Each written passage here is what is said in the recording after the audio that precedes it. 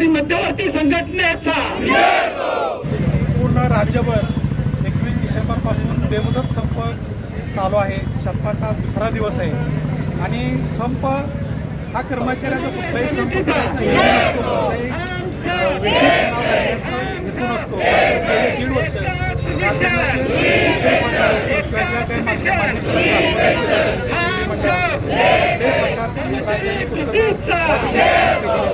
आणि त्यामुळे आज सर्व रस्त्यावर उतरायची वेळ आली आणि याला जबाबदार कोण असेल तर शासनाची जबाबदार आहे. कारण आम्ही अनेक मार्गानं अनेक आंदोलनं केली,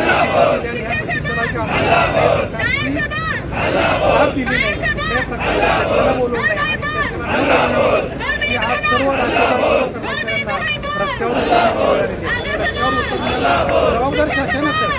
प्रत्येक वेळी शासन कर्मचाऱ्यांची बदनामी करतं, वेटीज जातं आणि हे घडत असताना आमच्यावर बदनामी करतं की हे कर्मचाऱ्यांना वेटीज जातात, समाजाला वेटीज जातात. पण नक्कीच याची जबाबदारी शासनानं स्वीकारावी, शासनानं घेतली पाहिजे. कारण न्याय हक्का मार्ग संघटनात्मक मार्गानं जर आम्ही न्याय हक्कानं मांडण्या मागत असेल आणि सोडवणूक मागत असेल, ते शासन करत नसेल तर सर्वस्वी जबाबदारी शासनात जाते. आज संपाचा दुसरा दिवस आहे. काल शासनानं चर्चेसाठी अपर मुख्य वित्त विभाग सचिवांनी चर्चेसाठी सुकाणू समितीला बोलवलं होतं. मात्र काल सुकाणू समितीनं चर्चेसाठी पूर्ण नकार दिला. कारण सुकाणू समितीनं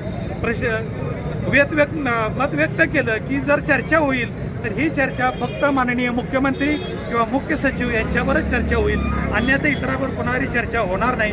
त्यातच नेहमीप्रमाणे राजपत्रित महासंघानं कुटील डाव करून संघटनात्मक किंवा लेखणीचा मतभेद किंवा अक्षरांचा मतभेद करून की वेगळ्या पद्धतीनं प्रश्न मांडण्याचा किंवा सोडवण्याचा प्रयत्न केला. त्या सुकाणू समितीनं काल त्याचा जाहीर निषेध केलेला आहे.